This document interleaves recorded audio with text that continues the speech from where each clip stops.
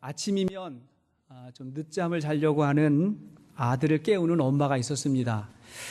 야, 일어나서 학교 가야지. 깨우면 아들이 늘 이렇게 말하는 거예요. 싫어요, 엄마. 나는 학교 가기가 정말 싫단 말이에요. 이렇게 대답을 합니다. 그래? 너 그럼 학교 가기 싫은 이유 2가지만 이야기해봐. 그렇게 이야기하니까 아들이 심각하게 말합니다. 첫 번째는요, 아이들이 저를 다 싫어해요. 둘째는요, 선생님들도 다 저를 싫어해요. 조금 심각한 상황인 것 같아요.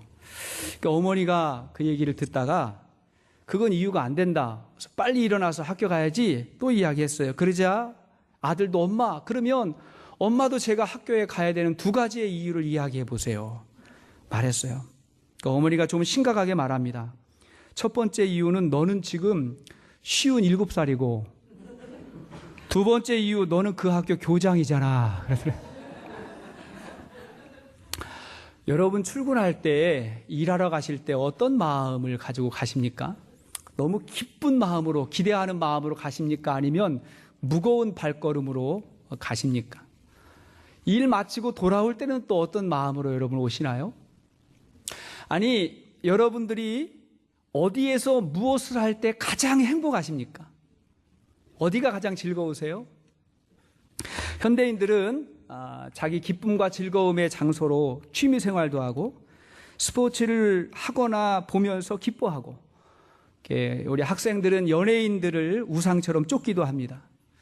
저도 예전에 야구장이나 축구장에 가보면 운동장의 분위기는 정말 놀랍습니다. 선수들의 몸놀림 하나하나에 열광하고 환호하고 소리를 지르는데 앉아있는 사람이 거의 없고 다 일어나가지고 막 뛰면서 응원을 하더라고요.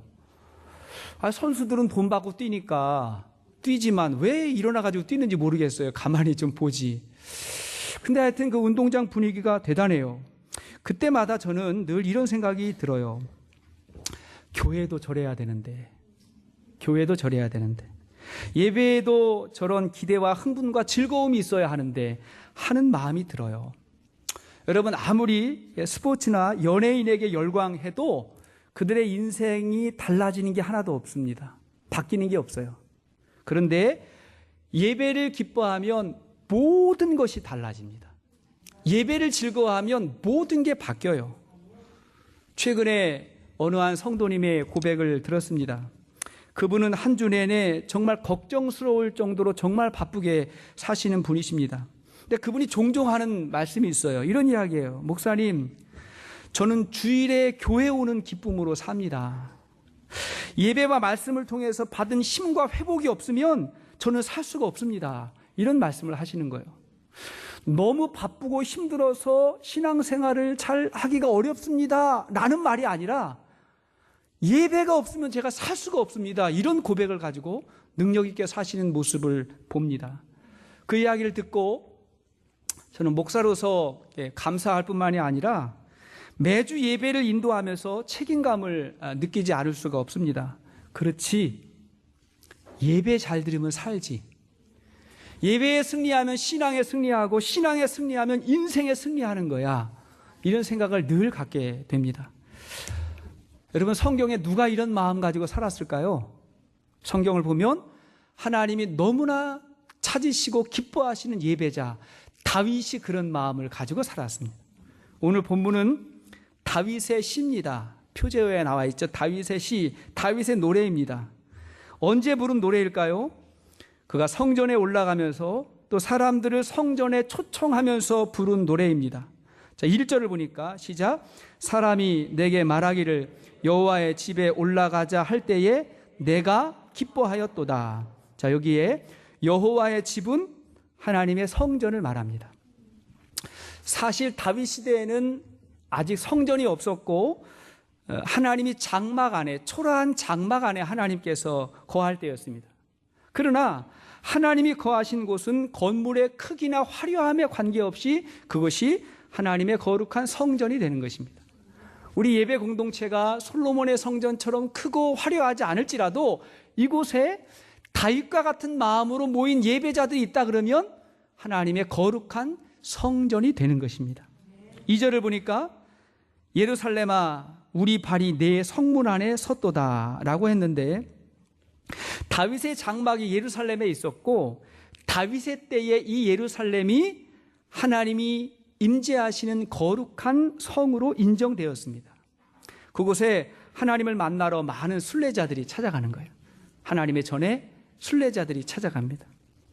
마치 우리나라가 일제강점기를 보내고 해방되었을 때에 해외에서 망명 생활하면서 독립운동을 하던 투사들이 이제 해방된 조국으로 오는데 배를 타고 오고 비행기를 타고 오고 그렇게 오다가, 그래서 이제 드디어 우리 고국에 딱 첫 발을 내디뎠을 때 너무 감격이 돼가지고 그 땅에 다 입을 맞췄다 그래요. 독립된 나라의 땅에 입을 맞추고 감격했던 것처럼 지금 하나님의 성전이 있는 예루살렘 성문 앞에서 다윗과 이스라엘 사람들이 그렇게 기뻤던 거예요. 너무 기뻤어요. 이 예루살렘 성전은 신약 시대에는 예수님의 보혈로 세워진 교회를 상징합니다. 뿐만 아니라 우리가 장차 들어가게 될 영원한 천국의 모형입니다. 자, 그러면 어떻게 하면 우리의 교회와 이곳에서 드리는 예배를 우리가 너무나 기뻐하며 즐거운 예배로 드릴 수가 있을까요? 어떻게 하면 예배의 능력으로 세상 곳곳에서 살아가는 거룩한 하나님의 백성이 될 수가 있을까요? 자, 첫째는 주님의 몸된 교회를 사랑해야 됩니다. 교회를 사랑해야 돼요. 다윗이 하나님의 전 앞에서 기뻐할 수 있었던 이유는 건물 때문이 아니에요. 그 안에 계신 하나님을 너무나 사랑했기 때문에 그렇습니다. 6절 말씀 보니까 예루살렘을 사랑하는 자는 형통하리로다, 이런 말씀이 있죠. 예루살렘을 사랑하는 자는 형통하리로다. 다윗은 하나님을 너무 사랑했고 이런 다윗을 하나님이 사랑해서 다윗에게 형통의 복을 주었습니다. 우리가 예배를 사모하고 기뻐할 수 있는 이유는 예배의 주인 되신 하나님을 사랑하기 때문에 그렇습니다. 우리 성도들 가운데 교회를 싫어하시는 분들은 없는 것 같아요. 요즘에 교회를 싫어하면서 교회 안 오잖아요. 차라리 안 오지, 그죠? 교회를 싫어하면 교회 안 오게 되잖아요. 근데 교회 온다는 것은 그래도 교회를 좋아하는 것입니다. 그런데 교회를 좋아하는 것과 교회를 사랑하는 것은 굉장히 다른 것입니다. 한 제자가 랍비를 찾아와서 내가 스승님을 사랑한다고 그렇게 고백했습니다. 그러자 랍비가 그 제자를 보고 물었어요. 그러면 나를 아프게 하는 것이 무엇인지 아는가? 그렇게 물었어요. 그러자 제자가 당황하면서 대답하기를 그건 잘 모르겠습니다. 스승님의 아픔이 뭔지를 모르겠습니다. 이렇게 대답을 하자 랍비가 다시 묻습니다. 나를 아프게 하는 것이 무엇인지도 모르면서 어떻게 나를 사랑한다고 말할 수 있는가? 대답했어요. 제자는 너무 당황하는 거예요. 그렇습니다, 여러분. 정말 사랑하면 사랑하는 대상의 아픔이 느껴져야 돼요. 그게 사랑입니다.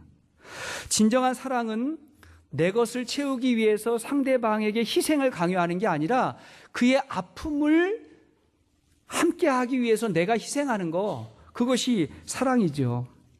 아내를 사랑하면 아내의 아픔이 나의 아픔이 되고, 남편을 사랑하면 남편의 아픔이 보이는 거예요. 그의 아픔이 나의 아픔이 됩니다. 저는 우리 아이들을 볼 때마다 기도가 절로 나와요. 앞으로 이 험한 세상을 어떻게 살아갈까 하는 그 생각 때문에 마음이 짠해요. 그러니까 기도가 나오는 거죠. 그게 아픔 속에서 나오는 기도잖아요. 이렇게 서로 아파하지 않으면 사랑의 기쁨도 없는 것입니다. 아픔 속에 사랑이 있는 거예요. 교회를 사랑하면 교회의 아픔이 무엇인지가 느껴집니다. 예전에 필립 얀시에차 교회 나의 사랑 나의 고민이라고 하는 책을 보면서 교회를 너무나 사랑하기 때문에 교회 때문에 고민하고 아파하는 사람의 마음을 볼 수가 있었어요. 그 사실입니다. 사랑하니까 고민하는 거예요. 어떤 사람은 교회의 아픔을 보고 싶지 않아가지고 교회에 속하기를 거부해요. 그 깊이 들어가면 힘들다는 거예요. 아픔을 거부하는 것입니다. 어떤 사람은 교회의 아픔을 세상의 가십거리로 만들어 버립니다. 요즘 세상과 언론에서 교회의 문제와 허물들을 많이 보도하지 않습니까? 저는 그런 공동체를 두둔하고 싶은 마음은 없어요. 그러나 제가 세상이 말하는 것하고 똑같이 그 교회에 대해서 말하고 싶지 않은 이유는 이 땅의 교회를 바라보는 하나님의 아픔이 느껴지기 때문에 그래요. 하나님이 아파해요. 그래 저도 아픈 거예요. 그러나 분명한 것이 있습니다, 여러분. 교회로 인한 아픔이 없는 사람은 교회로 인해 주어지는 하나님의 충만한 은혜와 기쁨도 경험하기가 어렵습니다. 아픔 속에 사랑이 있거든요. 우리 교회의 이 빈자리를 보면서 늘 안타까워하는 분들이 계시죠. 제가 압니다. 그런 분들의 예배는 그렇지 않은 분들의 예배와 달라요. 은혜가 달라요. 우리 교회 주차장이 좀 부족해가지고, 그죠? 먼 곳에다가 주차를 하고, 주차 자리를 찾아가지고 돌다가, 그죠? 먼 곳에다 주차하고, 그리고 교회로 이렇게 걸어오시는 분들의 발걸음을 제가 보면 가벼워요. 힘이 있어요. 그리고 이런 분들의 예배가 달라요. 왜 그래요? 아픔을 함께 하기 때문에 그래요. 안타까운 마음이에요. 그럼에도 불구하고 예배 드리고자 하는 그 영성이 예배에 그대로 드러나기 때문에 그렇습니다.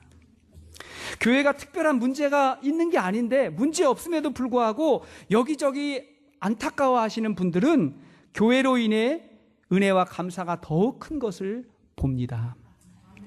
5절을 보면 거기에 심판의 보좌를 두셨으니 곧 다윗의 집의 보좌로다.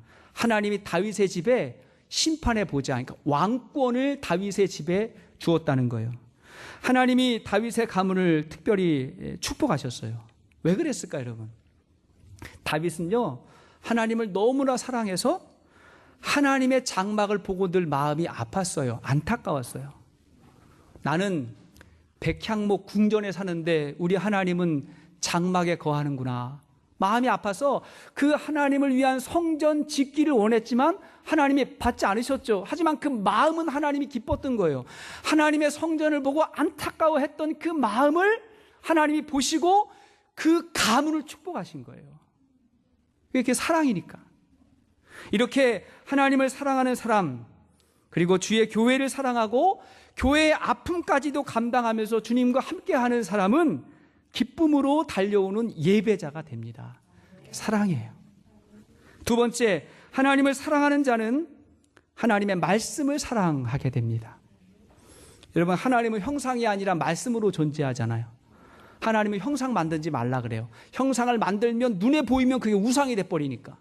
하나님은 말씀으로 존재하고 하나님을 사랑하는 사람은 하나님의 말씀을 듣고 사랑하게 됩니다. 시편 119편 27절의 말씀 보니까 시작. 내가 주의 법을 어찌 그리 사랑하는지요. 내가 그것을 종일 작은 소리로 읊조리나이다. 103절. 주의 말씀의 맛이 내게 어찌 그리 단지요. 내 입에 꿀보다 더 다니이다. 교회의 기쁨으로 달려오기 위해서는 이런 말씀의 은혜를 경험해야 돼요. 말씀의 맛을 경험해야 돼요. 뭐니 해도 식당은 음식 맛이 좋아야 사람들이 찾아오는 것처럼 교회는 말씀이 살아있고 말씀의 충만함과 갈급함이 있는 교회가 좋은 교회라고 저는 믿습니다. 말씀이 살아있는 교회가 되려면 무엇보다도 말씀을 전하는 설교자의 역할이 크다는 것을 제가 압니다. 그래서 매주 설교에 대한 부담과 사명을 제가 갖지 않을 수가 없어요.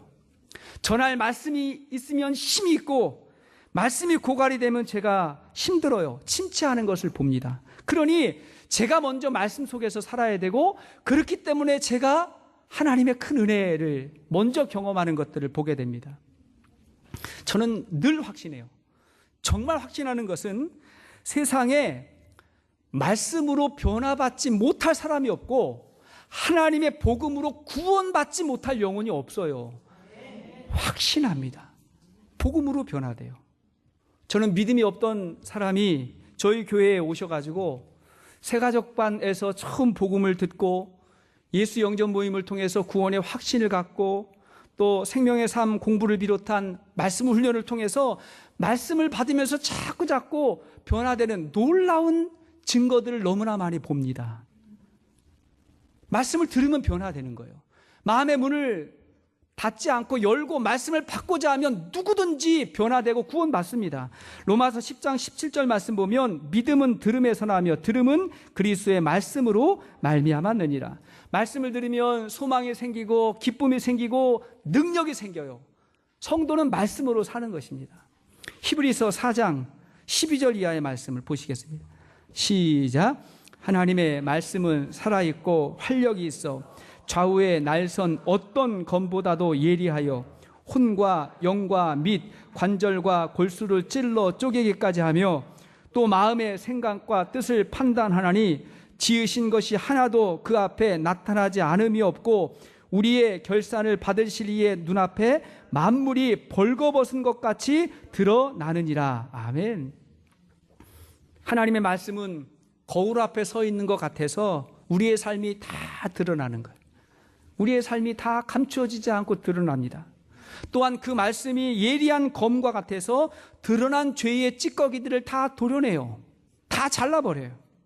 그래서 때로는 말씀을 들을 때 마음이 아프고 불편할 때도 있어요. 내 속을 찌르기 때문에 불편할 때가 있어요. 그러나 결국은 그 말씀이 우리의 영혼을 치유하고 새롭게 합니다. 언젠가 우리 아이들하고 예방주사 맞으러 병원에 간 적이 있거든요. 어릴 때는 예방주사 참 많이 맞지 않습니까? 근데 아이들이요, 제일 무서워하는 게 주사예요. 주사 아프다고 안 맞겠다고, 안 맞으면 안 되냐고 막 이제 때를 써요. 근데 그런 거 가지고 타협하면 안 되죠, 여러분. 제가 주사 안 맞겠다 그러면 단호하게 말했어요. 너희들 이 정도의 아픔을 피하면 그것과 비교할 수 없는 아픔이 올 수 있어. 주사는 맞아야 돼. 예방주사 맞아야 돼. 제가 그랬거든요. 우리는 말씀과 대면하는 아픔을 피하지 말아야 됩니다. 말씀으로 찔리는 게 아프잖아요. 그래서 그걸 피하잖아요. 그럼 우리 삶 가운데 더 큰 아픔이 올 수 있어요. 차라리 말씀으로 변화되는 게 나아요. 말씀으로 고쳐지는 게 나은 거예요. 그게 말씀의 축복이에요. 아주 오래전 어느 목사님이 스코틀랜드를 여행하면서 한 여관에 머물게 됐습니다. 여관 주인이 유명한 목사님께서 오셨다고 너무 좋아하면서 우리 가정 예배를 드려달라고 부탁을 했어요. 그러자 이 목사님께서 그러면 여기에 있는 모든 손님하고 여관 직원까지 다 모여가지고 예배를 드리자고 그렇게 이야기했습니다. 다 모여가지고 예배를 드렸는데 예배가 끝난 다음에 이 목사님이 여관 부엌에서 설거지하는 소녀에게 이렇게 이야기했습니다. 너에게 기도를 가르쳐주고 싶구나. 오늘부터 매일 주님 제 자신을 보여주세요 라고 기도해 보거라. 이렇게 이야기했대요. 며칠 후에 목사님께서 그 여관에 다시 방문했는데 여관 주인이 불평을 하는 거예요. 왜냐하니까 이 아이가 아주 버릇이 나빠졌고 밤낮 없이 울기만 하고 일을 잘하지 않는 거예요. 훌쩍훌쩍 울기만 하고 일을 잘하지 않더래요. 그래가지고 목사님이 다시 그 소녀를 불렀어요. 오늘은 한 가지를 더 가르쳐주고 싶구나. 이제부터는 주님 저에게 당신을 보여주세요 라고 기도해라. 이렇게 가르쳐주고는 목사님께서 그 여관을 떠났습니다. 그리고는 다시 거기 가지 않은 거예요. 시간이 지났어요. 수년이 지난 후에 목사님께서 다른 지역에서 예배드리고 설교했는데 예배가 마치자마자 한 젊은 여인이 찾아왔습니다. 목사님 저 기억하세요? 기억이 안 나는 거예요. 그러자 바로 내가 그 여관의 소녀라고 그렇게 자기를 소개하고는 그때의 상황을 이렇게 설명합니다. 목사님께서 첫 번째 기도를 가르쳐 주셨을 때는 하나님께 저 자신을 보여달라고 기도했습니다. 하나님이 저의 추악함을 보여주셨고 나는 내 죄가 너무나 크다는 것을 알고는 슬픔과 두려움에 빠져서 도무지 일을 할 수가 없었습니다. 근데 목사님이 다시 오셔서 주님 저에게 당신을 보여주세요 라고 기도하라고 하셨죠. 제가 그렇게 기도하자 하나님이 그분의 모습을 저에게 보여주셨습니다. 하나님의 사랑과 예수께서 십자가에 죽으신 은혜를 보여주셨습니다. 이후에 저의 모든 죄의 짐이 사라지고 저는 행복한 그리스도인으로 이렇게 잘 살게 되었습니다 하고 고백했대요. 여러분 하나님의 말씀이 성령의 감독으로 임할 때 나를 정확하게 보게 돼요. 내가 누구인지 정확하게 보게 되고 그 다음에 하나님을 새롭게 만나는 축복이 있게 됩니다. 5절 말씀 보니까 거기에 심판의 보좌를 주셨으니 곧 다윗의 집의 보좌로다. 하나님은 다윗의 집에 그러니까 왕권을 세워주셨을 뿐만이 아니라 진정한 우리의 왕은 하나님이십니다. 우리가 예배를 드릴 때 하나님은 말씀으로 우리를 통치하십니다. 말씀을 듣는 우리들에게 정말 중요한 건 뭐냐면 말씀을 늘 새롭게 받는 거예요. 늘 말씀을 새롭게 받는 거예요. 여러분, 귀 명창이 있어야 소리 명창이 있다는 말 아시죠? 아무리 명창이 노래를 잘해도 그걸 들을 수 있는 귀가 없으면 소음이 돼버리는 거예요. 안 들려요. 그러니까 귀 명창이 있어야 소리 명창이 활동을 할 수가 있는 거예요.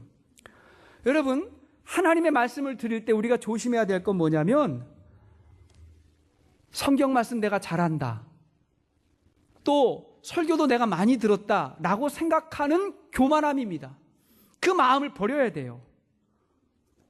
여러분, 저는 오늘 저녁에 우리 아내가 김치찌개를 해주면 너무 맛있게 잘 먹을 거예요. 우리 아내의 김치찌개는 우리 어머니께서 어렸을 때 해줬던 것하고 비슷합니다. 그래서 맛있어요. 근데 오늘 저녁에 똑같은 거 끓인다고 옛날에 먹던 거 또 끓였다고 제가 화낼까요? 안 낼까요? 안 내요. 그 맛이 나네 하고 너무 맛있게 먹을 거예요. 음식은 그런 거예요. 어제 먹은 음식으로 오늘을 사는 게 아니에요. 오늘은 오늘의 음식이 필요한 거예요. 어제 들었던 말씀, 어제 읽었던 성경으로 오늘을 사는 게 아니고 오늘은 오늘의 말씀이 필요한 거예요. 그 말씀을 듣고 먹으면서 우리의 영혼이 살찌고 영혼이 잘된 같이 범사가 잘 되고 강건해지는 것입니다. 성경 안 바뀌어요. 성경 바뀌면 큰일 나요. 설교도 잘 안 바뀌어요. 그러나 그 말씀이 오늘 우리의 영혼을 살찌게 하는 것입니다.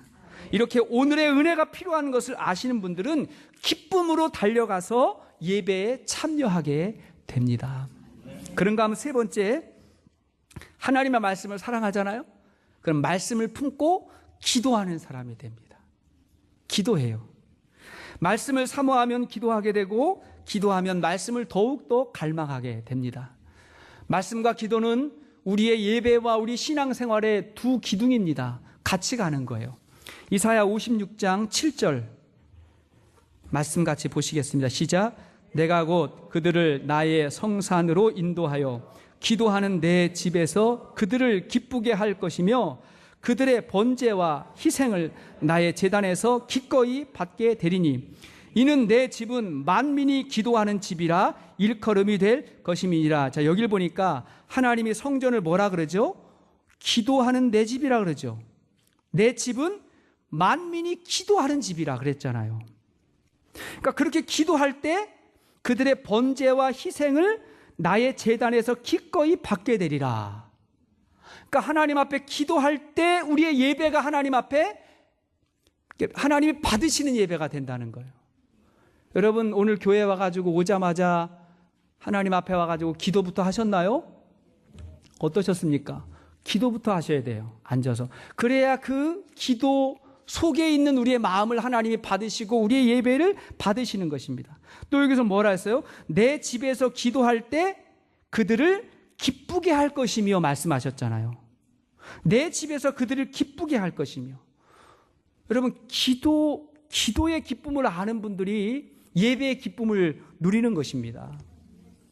세계적 투자의 귀재인 워렌 버핏하고 점심 한 끼 먹으려고 사람들이 수만 불씩을 지불하고 기다리고 있잖아요. 2시간 식사 같이 하는데 수만 불 내겠다. 사람들이 굉장히 많아요. 하물며 세상을 만드시고 다스리시는 하나님과 독대할 수 있는 그 특권이 기도의 시간인데 우리가 어떻게 기쁨으로 기도하지 않을 수가 있겠습니까?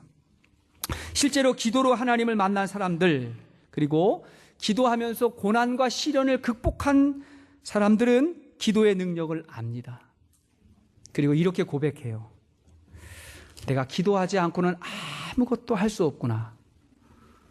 내가 정말 기도 없이는 아무것도 할 수 없구나. 이렇게 고백합니다. 반면에 내가 주님 안에서 기도하면, 내가 예수 안에 있으면 모든 일을 감당할 수 있다는 영적 자신감을 갖게 됩니다. 기도의 기쁨을, 즐거움을 아는 분들의 고백입니다.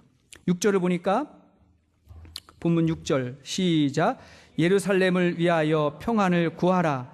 예루살렘을 사랑하는 자는 형통하리로다. 여기 예루살렘을 위하여 평안을 구하라고 말합니다.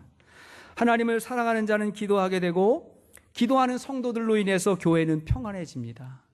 누군가 기도했기 때문에 우리 교회와 우리 목장이 평안해지는 거예요. 기도 없이 그렇게 될 수가 없습니다.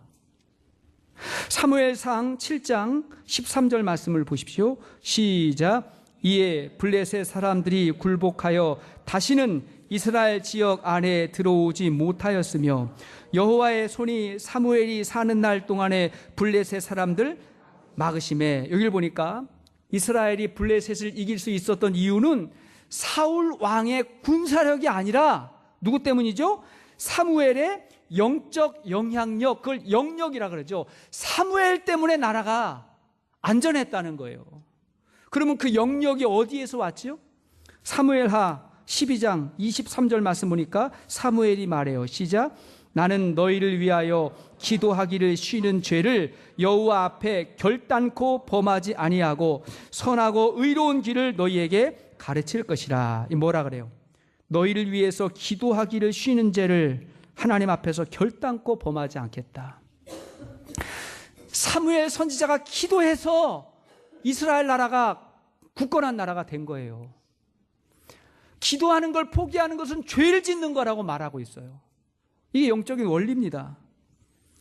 영적인 전쟁은 눈에 드러나는 사람이 아니라 기도의 골방을 지키는 사람에 의해서 결정되는 것입니다. 교회를 지키는 사람은 앞에서 말하는 사람이 아니라 뒤에서 기도하는 사람이에요. 저는 기도 없이 말만 하는 사람이 교회와 사람들에게 유익을 끼치는 것을 본 적이 없습니다. 교회는 기도의 영권을 가진 사람의 힘으로 승리하는 것입니다. 기도하는 목사, 기도하는 목자, 기도하는 장로님, 권사님들을 통해서 교회가 건강하게 세워지고 승리하는 것입니다. 우리가 이 사실을 반드시 기억해야 돼요. 기도의 자리가 승리의 자리예요.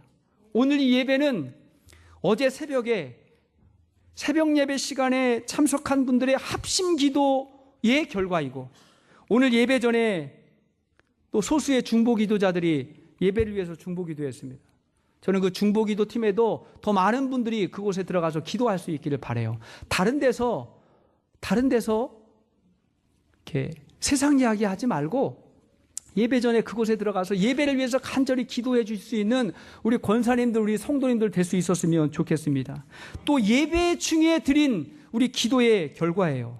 이렇게 기도의 기쁨과 능력을 아는 사람은 기쁨으로 달려와서 예배를 드립니다. 예배의 자리가 기쁨의 자리가 돼요. 말씀의 결론을 맺겠습니다. 여러분, 교회와 성도는 함께 복을 받는 거예요. 교회와 성도는요, 같이 복을 받아요. 왜냐하면 교회는 건물이 아니라 누가 교회죠? 내가 교회잖아요. 그러니까 우리 교회가 복 받으면 누가 복 받는 거예요? 내가 복 받는 거예요. 그럼 우리 교회를 위해서 기도해야 돼요? 안 해야 돼요? 기도해야죠. 그 누구를 위해서 기도하는 거죠? 날 위해서 기도하는 거예요. 이런 눈이 떠져야 돼요. 8절 보니까 8절 시작. 내가 내 형제와 친구를 위하여 이제 말하리니 내 가운데에 평안이 있을지어다 그랬어요. 교회가 건강하게 성장하고 부흥하면 형제와 친구들이 서로 사랑하고 축복합니다. 서로를 축복해요. 교회가 갈등하고 싸우면 성도들의 삶도 무너지게 되는 것입니다. 우리는 성도와 목원들의 삶과 가정을 위해서 끊임없이 기도해야 됩니다. 그것이 우리 공동체를 위한 축복이고, 공동체가 축복되는 게 내가 복받는 길이에요. 9절 말씀 보세요. 9절 시작. 여호와 우리 하나님의 집을 위하여 내가 너를 위하여 복을 구하리로다 라고 말하죠. 여기 보십시오. 우리 하나님의 집을 위하여, 하나님의 집이 어디죠? 교회와 성전이에요. 하나님의 집을 위하여 내가 너를 위하여 복을 구하리로다. 이 말씀을 잘 보십시오. 하나님의 집, 성전을 위하는데 어떻게 기도한다고요? 성도들의 복을 구한다는 거예요. 그러니까 교회와 성도들을 나눌 수 없다는 거예요. 교회를 위해서 기도하는 게 성도를 위해서 기도하는 것이고, 성도를 위해서 기도하는 게 교회를 위해서 기도하는 거예요. 이런 영적인 눈이 떠지면 교회의 번영과 부흥을 위해서 기도하는 것이 저와 여러분들, 우리 성도들의 축복을 위해서 기도하는 것이라는 것을 깨닫게 됩니다. 단번에 깨닫게 돼요. 여러분, 교회를 위해서 기도해 주시기를 바랍니다. 교회가 성장하고 번영하는 것, 그리고 그 속에서 내가 성장하고 번영하는 은혜와 축복을 경험할 수 있기를 바랍니다. 교회와 내 신앙은 같이 가는 거예요. 예배가 기쁘고 즐거우면 예배뿐만이 아니라 삶 속에서의 예배도 기쁘고 즐거운 것입니다. 그 어디나 우리 주님이 함께 하시는 곳이 하늘나라가 되고, 어디를 가든지 무슨 일을 하든지 누구를 만나든지 기쁨으로 살아갈 수 있는 힘과 능력이 예배 가운데 있는 줄로 믿습니다. 이 영성이, 이 신앙이 열리는 축복이 오늘 말씀과 찬양과 우리의 헌신을 통해서 있게 되기를 축원합니다. 같이 한번 기도하시겠습니다.